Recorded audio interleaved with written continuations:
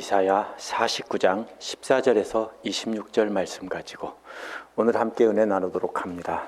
지난주 말씀은요, 하나님의 종이 전하는 말씀을 통해서 하나님의 백성이 돌아오게 한다고 했습니다. 아무도 듣는 사람 없어 헛수고한 것 같지만 하나님께서는 공정하게 심판해 주시고 정당하게 보상해 주신다고 했습니다. 하나님께서는 종을 통해 해방시켜 주시고 빛을 보게 하신 뒤에 푸른 초장에서 마음껏 먹게 하신다고 했습니다. 그러니까 말씀을 통해서, 종을 통해 전해지는 말씀을 통해서 그렇게 먹게 하신다는 겁니다. 그래서 하나님 백성들이 천지사방에서 돌아오게 하셔서 함께 기쁨의 노래를 부르게 하겠다 하셨습니다. 이제 이어지는 오늘 말씀은 하나님께서 항상 손바닥에 써놓고 기억하시며 돌아오게 하신다는 내용이 이렇게 이어집니다. 낳지도 않고 기르지도 않은 자식들이 돌아오게 한다고 하십니다. 하나님께서는 하나님의 백성들의 구원자가 되어주시고 속량자가 되어주시고 강한 자가 되어주셔서 지켜주신다고 합니다. 그렇게 회복된 믿음의 공동체가 바로 보석같이 빛나는 자녀들로 화려하게 빛나게 된다는 것입니다. 이 말씀을 보면서 우리는 어떻게 주님의 몸된 교회를 빛나게 하는 보석이 될지 생각해 보도록 하겠습니다. 첫 번째로 14절에서 23절은 기억하고 계시며 자녀들이 돌아오게 하시는 하나님의 모습이 나옵니다. 14절은 하나님의 종을 통해 구원하시겠다는 약속에 대한 시온의 응답입니다. 하나님은 종을 통해 구원하시겠다, 종이 전하는 말씀을 통해 구원하시겠다 했는데 시온은 뭐라고 하냐면 아무 일도 일어나지 않았습니다. 보니까. 그래서 시온은 하나님을 예배하는 믿음의 공동체를 상징하는 말입니다. 하나님의 약속에도 불구하고 현실을 보니까 아무 일도 일어나지 않았습니다. 그렇기 때문에 하나님의 백성들은 하나님이 자신들을 버렸고 잊으셨다라고 말하는 겁니다. 영어 속담에 out of sight, out of mind 이런 말이 있습니다. 먼저 눈에서 멀어지면 마음에서도 잊혀진다는 것입니다. 시온은 여호와를 자식을 버리고 잊은 아버지에 비유하고 있습니다. 여기서 아버지라는 말은 없지만 이 말은 전체적인 문맥은 아버지에 비유하고 있습니다. 하나님을 늘 아버지라고 부르기 때문입니다. 그래서 아버지께서 자신들을 완전히 버렸다는 겁니다. 그런데 처음에 버리셨을 때는 아버지는 조금 후회도 하고 잘못했나 또 보고 싶다 이런 마음도 있었겠지만 시간이 지나면서 완전히 잊어버렸다는 겁니다. 아버지는 그럴 수 있습니다. 그런데 15절은 반대로 어머니가 어떻게 제 젖먹이를 잊겠으며 제 태에서 낳은 아들을 긍휼히 여기지 않겠느냐는 겁니다. 원어는 어머니가 아니라 개역개정처럼 여인들입니다. 아버지는 자녀들이 눈앞에서 사라지고 오래 지나면 잊을 수도 있다라는 겁니다. 그러나 여인은 절대로 그렇지 않다는 겁니다. 자기 태로 낳고 자기가 젖을 먹여 키운 아들을, 딸을 어떻게 잊겠냐는 겁니다. 어떻게 제 태에서 낳아서 자기 젖을 물려 키운 아이를 어떻게 불쌍히 여기지 않을 수가 있겠냐는 겁니다. 오늘 문맥은 아버지는 그럴지 몰라도 어머니는, 여인은 절대로 그럴 수 없다라는 것입니다.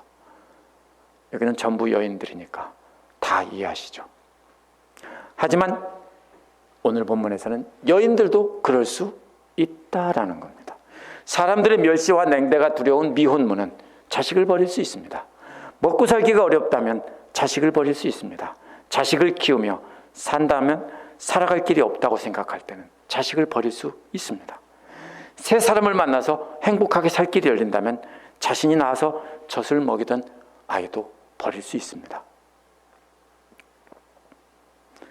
열왕기하 6장에 보면 아람 군대에 포위되어 굶주리던 여인의 자식이 자기 자신의 자식을 먹는 일까지 발생했다. 이런 얘기가 나옵니다.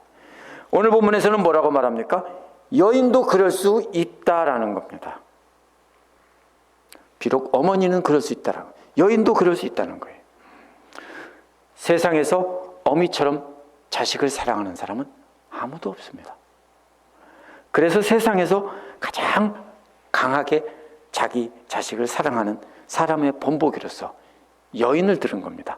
그런데 여인도 막상 막다른 골목에 닥치면은 그럴 수 있다라는 겁니다. 그래서 15절 뒷부분에서 그들은 혹시 잊을지 몰라도 나는 널 잊지 아니할 것이다 라고 했습니다. 민수기 23장 19절에서 하나님은 인생이 아니시니 시건치 않으신다고 했습니다. 하나님은 이스라엘이 아무리 범죄하고 하나님을 떠나 우상 숭배를 해도 절대로 잊지 않으신다는 겁니다. 그래서 바벨로니아 포로로 잡혀가게 해서 정신 좀 차리라고 하신 것이지 절대로 잊어버리거나 버린 것이 아닙니다. 16절은 보아라 예루살렘아 내가 내 이름을 내 손바닥에 새겼다라고 했습니다. 새겼다라는 말은 잉크로 쓴다는 말이 아니라 문신이나 아니면 불로 도장을 찍는 것을 말합니다. 이는 깜짝 놀랄 말입니다. 왜냐하면 당시 사람들은 노예들의 손바닥에 주인의 이름을 불로 도장을 찍었기 때문입니다. 그렇다면 하나님은 시온의 손바닥에 여호와의 이름을 새기고 여호와 것이라고 표시했어야 옳습니다. 그런데 하나님은 거꾸로 자신이 시온의 것이라고 자기 손바닥에 새기고 계속 쳐다보고 계시기에 절대로 잊지 않는다는 겁니다. 하나님은 저 높은 곳에 계신 분이지만 또한 종의 모습으로 이 낮은 곳에 오셔서 우리를 섬긴 분이기도 합니다. 그래서 예수님이 이 땅에 종의 모습으로 오셔서 우리를 섬기신 겁니다. 그러나 하나님 손바닥에 새긴 것은 이름이 아니라 예루살렘 성의 설계도, 스케치입니다. 바로 이어서 내 성벽을 지켜보고 있다라고 했기 때문입니다. 시온은 예루살렘 성 안에 있던 성전이 있는 산 이름입니다. 그곳에서 예배하는 사람들의 공동체가 예루살렘입니다. 따라서 하나님은 예배하는 공동체를 어떻게 회복시키실 것인지 손바닥에 그 설계도를 그려놓고 날마다 그것을 들여다보고 계신다는 뜻입니다. 그래서 이것은 어떤 사람들을 새긴 것이 아닙니다. 아름답게 회복될 예루살렘의 조감도를 손바닥에 새기고 계속해서 바라보면서 흐뭇해하고 계셨다라는 겁니다. 설계도가 완성되고 조감도가 하나님 손바닥에 있으니 이제 곧 건축이 시작된다는 뜻입니다. 그래서 17절은 이어서 너를 건축할 사람들이 곧 올 것이니 너를 파괴하는 사람과 황폐하게 하는 사람이 너를 떠날 것이다 라고 했습니다. 건축할 때 먼저 하는 것이 뭡니까? 때려 부수는 겁니다. 맞죠? 낡은 건물을 때려 부수는 것이 먼저입니다. 그래서 다 부쉈습니다. 그리고 이제는 누가 옵니까? 건축하는 사람들이 온다고요. 건축할 때 부수는 사람 따로 있고 건축하는 사람 따로 있고 바닥 콘크리트 치는 사람 따로 있고 벽 세우는 사람 따로 있고 다 나눠져 있습니다. 이제 건축하는 사람들이 연장을 들고 재료를 들고 몰려옵니다. 그래서 바벨론의 포로로 잡혀갔던 하나님의 아들들이 서둘러 오고 있다는 뜻입니다.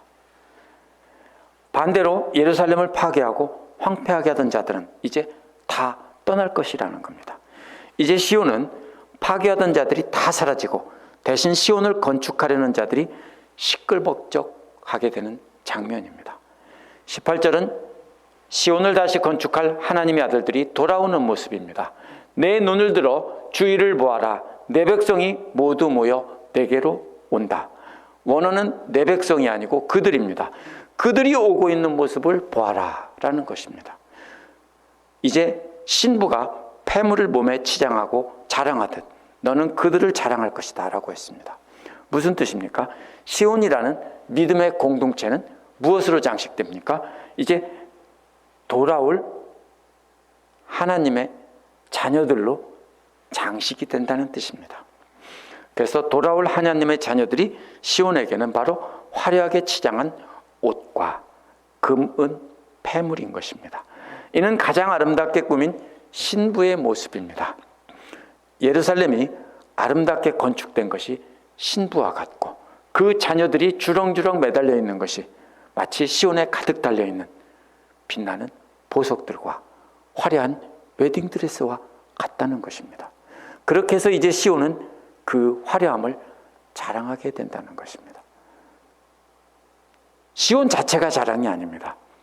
거기에 주렁주렁 매달려서 사는 보석 같은 자녀들이 바로 자랑거리입니다. 19절은 왜냐하면이라는 말로 시작합니다.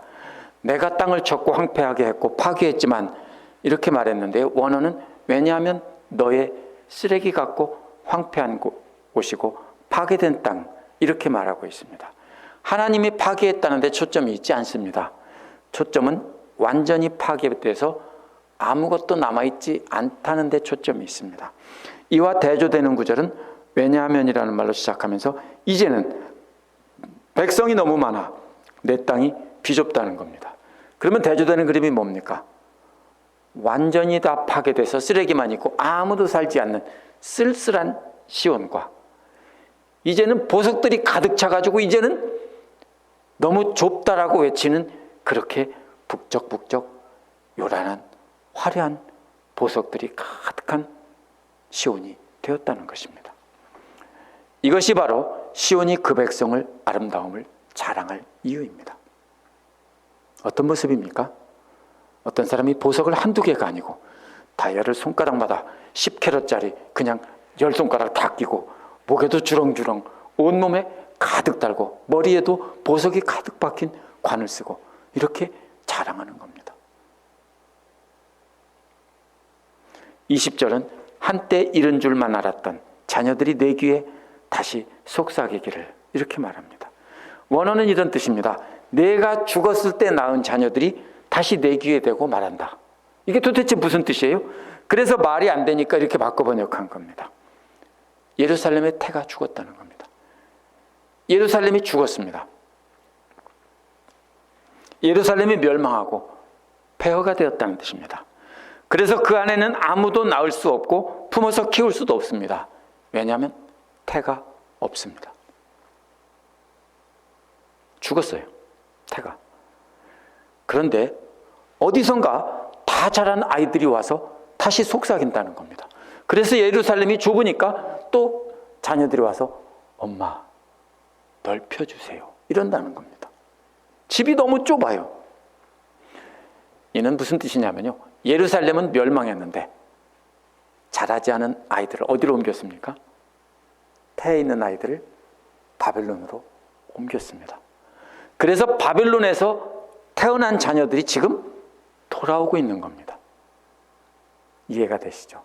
예루살렘은 죽었어요.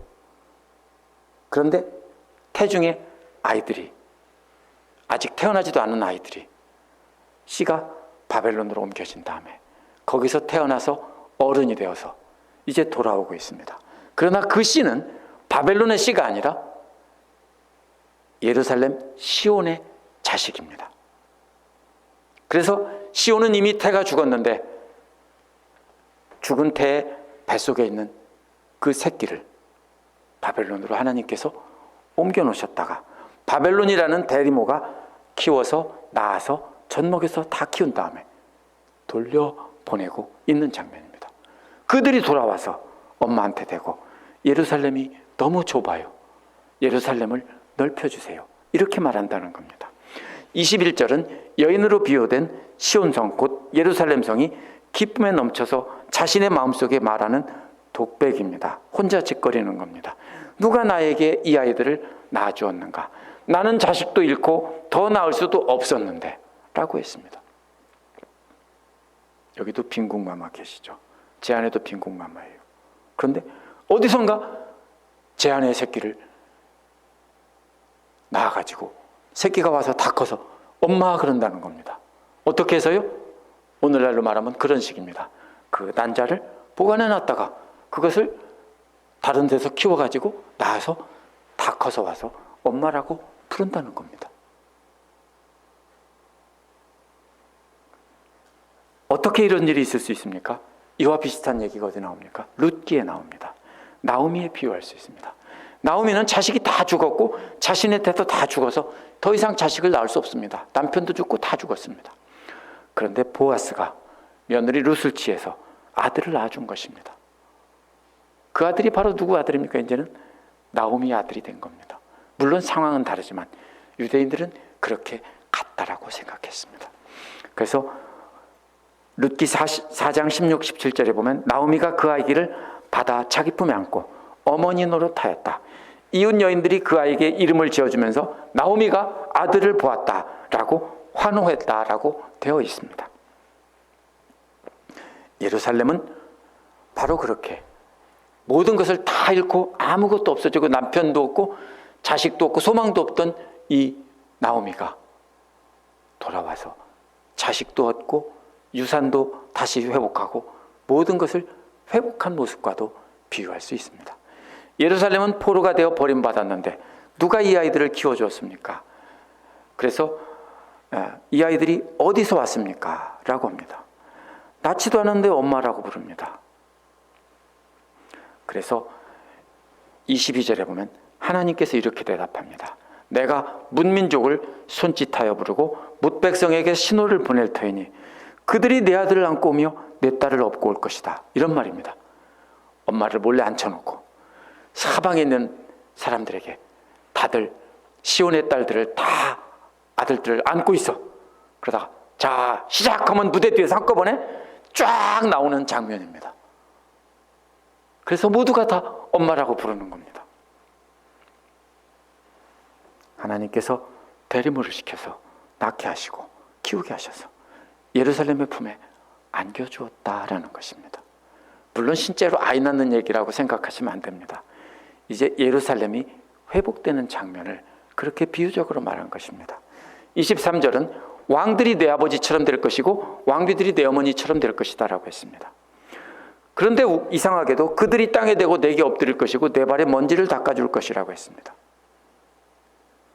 부모가 어떤 사람이에요? 자식들 발 닦아주고 똥도 닦아주고 모든 굳은 일 다 해주죠? 안 해주셨어요? 바로 다 해줘요. 그렇죠? 별거 다 해줘요. 다 컸어도 계속 보면은 뒤치다거리 하는 것이 부모예요. 근데 다른 나라의 모든 나라의 왕들과 왕비들이 내 아버지와 엄마처럼 돼서 너를 그렇게 보살펴 준다고요. 전에는 수많은 이방 나라들에게 짓밟혔고 그들 발 아래 엎드렸습니다. 그런데 이제 수많은 나라의 왕과 왕비들이 양아버지와 양어머니가 돼서 예루살렘의 모든 심부름을 다 해준다는 겁니다. 이제 예루살렘은 자식만 생긴 게 아니라 양어머니, 양아버지도 하나 둘이 아니고 수도 없이 생겼다는 겁니다.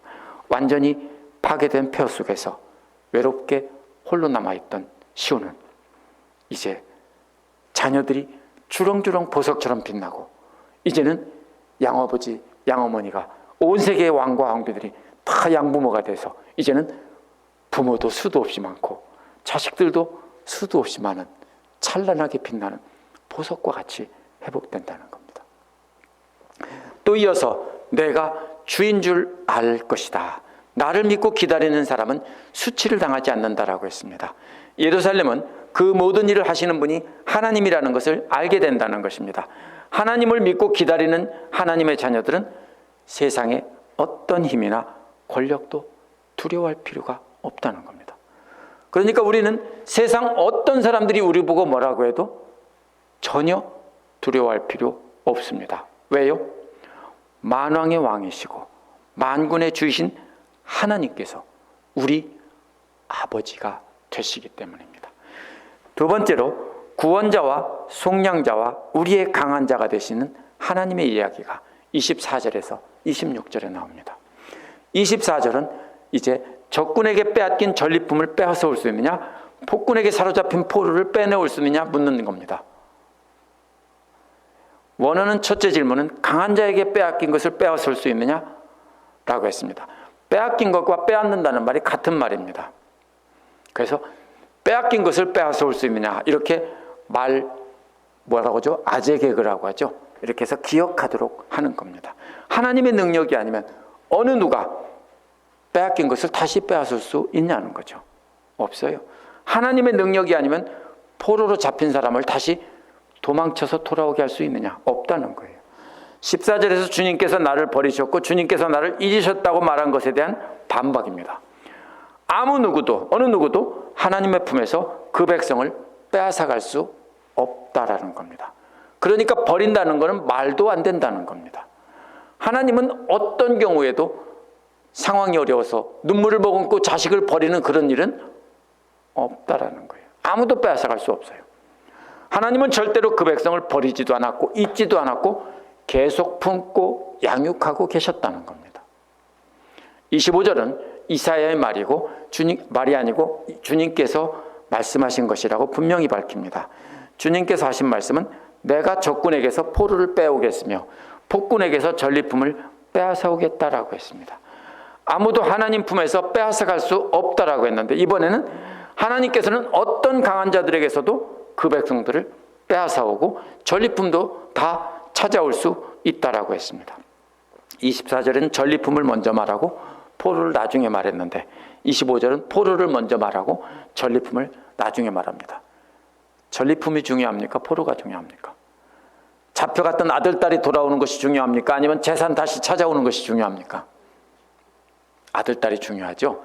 그러니까 앞뒤에서 전리품을 먼저 돌아온다고 한 다음에 그 중간에는 포로로 잡혀갔던 아들, 딸들을 돌아오게 한다는 겁니다. 사람이 중요한 겁니다. 그래서 사람이 가운데 있고 앞뒤로는 전리품이 있습니다. 이것이 고대인들이 중요한 점을 강조할 때 쓰던 방식입니다. 어떻게 하나님께서 강한 자들에게서 하나님은 그 백성들을 빼앗아 오십니까? 세 번역은 하나님은 나와 맞서는 자들과 겨루겠고라고 했는데 원어는 나는 너와 맞서는 자들과 맞서겠다라는 겁니다. 누구든지 내 새끼하고 대적해서 내 새끼를 공격하기만 해봐. 그러면 내가 대신 싸울 거야. 이런 말입니다. 하나님의 대적들이 하나님의 백성들을 공격하려고 하면 어디 내 새끼를 건드리냐고 하나님이 직접 나서서 싸워주신다는 겁니다. 그래서 자녀들을 구원해 주신다는 겁니다. 하나님의 자녀들의 대적은 바로 하나님의 대적이기 때문에 하나님께서 우리 대신 싸워주시고 우리를 구해주신다는 겁니다. 그렇다면 우리는 두려워할 필요가 없습니다. 우리 뒤에 하나님이 지켜보고 계십니다. 26절은 이제 피의 잔치를 그림처럼 보여주고 있습니다. 너를 억압하는 자들로 서로 쳐 죽이게 하고 라는 말은 나는 내 대적들이 그들의 고기를 먹게 하겠다 이런 뜻입니다. 말이 이상하니까 그렇게 번역한 겁니다. 내 대적들이 그들의 고기를 먹는다. 그게 서로 잡아먹는다는 뜻입니다. 또 저희들끼리 피를 나누어 마시고 취하게 하겠다라고 했습니다. 그러니까 앞에서는 고기를 먹는 거고 뒤에서는 피를 마시는 겁니다. 고기를 먹고 포도주를 마시죠. 그래서 서로 자기들끼리 잡아먹고 자기들끼리 그 피를 마시는 피의 잔치, 고기의 잔치를 벌인다는 겁니다. 그러므로 하나님께서 손댈 필요도 없습니다. 자기들끼리 쳐 죽이고 그 살을 뜯어먹고 자기들끼리 그 피를 마시고 취하도록 마시는 모습입니다. 하나님은 그렇게 내분이 일어나서 대적들이 자멸하게 하신다는 것입니다. 그리고 나면 모든 사람들이 나 주가 내 구원자요 내 속량자요 야곱의 전능자임을 알게 될 것이라 라고 했습니다. 나는 너의 메시아라는 말입니다. 히브리어로는요 출애굽 때 이스라엘을 구원하신 구원자이십니다. 속량자라는 말은 값을 지불하고 샀다는 뜻입니다. 그래서 해방시켜 주셨다는 겁니다. 그런데 아무리 구원하고 값을 지불하고 해방시켜줘도 그 다음이 문제입니다. 누군가가 도로 잡아가면 아무 소용없습니다. 그렇죠? 그래서 뭐라고 합니까? 야곱의 전능자라고 했습니다. 이는 이스라엘의 강하신 분이라는 뜻입니다. 그렇기 때문에 아무도 다시 빼앗아가거나 포로로 잡아갈 수 없다는 겁니다. 구원해 주시고 값을 지불하고 사서 속량해 주시고 자유민이 되게 해주셨는데 또 잡혀가면 소용이 없잖아요. 그런데 강한 분이 우리를 지켜주셔서 아무도 빼앗아갈 수 없다라는 겁니다. 당시에 포로로 잡혀간 유다 백성들은 하나님이 자신들을 버렸다고 원망했습니다. 왜요? 70년 동안 하나님은 포로에서 그냥 잡혀가게 두시고 거기서 그냥 두셨기 때문입니다. 거짓 선지자들은 금방 돌아오게 하겠다고 했는데 하나님께서는 70년을 그냥 두셨어요. 잡혀간 세대가 다 죽고 다시 태어난 세대들이 늙을 때까지 그곳에 두셨어요. 그래서 원망하고 있었습니다. 하나님은 이제 완전히 우리를 잊었다. 그러나 하나님은 그 씨를 바벨론으로 옮겨서 바벨론이 하나님의 자녀를 낳고 키우게 하신 겁니다. 오늘날 우리도 힘든 상황이 있으면 하나님께서 우리의 기도를 들어주시지 않는다, 하나님께서는 이제 우리들을 버리셨나 보다 생각하기 쉽습니다. 그러나 포로 생활 같은 고난의 시기가 바로 하나님의 백성을 복되게 양육하는 시기라는 걸 알아야 됩니다. 그 시기는 바로 마치 인큐베이터와 같은 그런 역할을 합니다. 우리는 그것이 고난이라고 생각하지만 하나님께서는 그 자녀들을 바르게 키우기 위해서 그런 고난을 통해서 양육하고 계신 겁니다. 하나님께서 그렇게 우리를 항상 보호하고 계시기 때문에 우리를 하나님 품에서 빼앗을 자가 아무도 없다는 겁니다. 우리의 구원자가 누구십니까? 이사야는 말하고 있지 않지만 예수 그리스도이십니다. 그분이 스스로 십자가에 달리심으로 우리의 죄값을 지불하신 속량자가 되셨습니다. 또 부활하셔서 하나님 우편에 오르셔서 전능하신 분이 되셨습니다. 그래서 바울도 로마서 8장 39절에서 어떤 피조물이라도 우리를 우리 주 예수 그리스도 안에 있는 하나님의 사랑에서 끊을 수 없다라고 했습니다. 이거 착각하면 안 돼요. 나는 아무렇게나 살아도 무조건 하나님의 자녀야? 그게 아닙니다. 누가 끊을 수 있습니까? 내가 아버지를 배반하고 돌아갈 수는 있습니다. 그러나 하나님 편에서는 절대로 끊지 않습니다. 절대로 잊지도 않는 겁니다. 문제는 우리에게 있는 겁니다. 예수 그리스도께서 그렇게 자신의 죽음으로 사신 믿음의 공동체가 화려한 건물로 빛나는 것이 아닙니다. 오랫동안 착각했습니다. 그렇죠? 로마에 가면은 바티칸 시국에 뭐가 있냐면요, 성 베드로 성당 있습니다. 거기는 독립된 나라입니다. 가보면은 대리석에 얼마나 아름답게 지어졌는지 모릅니다.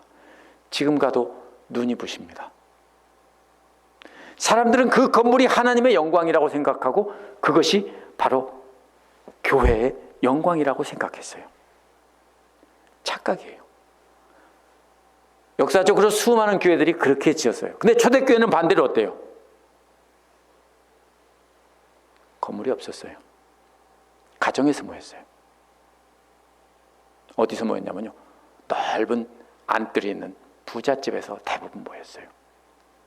가정교회니까 뭐 서너 명, 10명이 모였을 것이다, 그게 아닙니다. 최소한 30명에서 7, 80명 이상 모일 수 있는 그 가정뜰에서 모였습니다. 그리스도인들은 오랫동안 이것을 착각하고 교회의 보석은 건물이라고 생각하고 솔로몬의 성전처럼 아름다운 예배당을 세우는데 힘을 썼습니다. 오늘 말씀은 믿음의 공동체인 교회는 뭘로 빛난다고 했습니까? 보석으로 빛난다고 했는데 그 보석은 하나님의 말씀으로 새롭게 된 하나님의 자녀들입니다. 그런 사람들이 교회에 가득할 때 교회가 보석처럼 빛나는 겁니다. 만약 믿는 자들이 세상과 똑같이 살아가면서 탐욕스럽고 이기적으로 살아간다면 세상은, 교회는 보석이 아니라 쓰레기를 뒤집어 쓴 신부의 모습이 되는 것입니다. 우리 이거 잘 생각해야 됩니다. 근데 오늘까지는 어떻게 했습니까? 지금까지? 말씀으로 보석 같은 자가 되려고 하는 것이 아니라 세상에서 성공한 사람들이 교회 안에 가득해서 그것을 뒤집어 쓰고 교회가 세상을 쥐고 흔들면서 이것이 하나님의 영광이다라고 착각했습니다. 한국교회나 미국교회나 왜 욕먹습니까? 교회가 세상을 주름잡고 흔들면서 세상 영광을 가지고 쓰레기를 가지고 그것이 뭐라고요? 하나님의 교회의 보석이라고 했기 때문에 그런 겁니다. 그런 게 보석이 아닙니다. 예수님께서 언제 그렇게 했습니까? 예수님의 12 제자들이 언제 그렇게 했습니까? 바울이 언제 그랬습니까?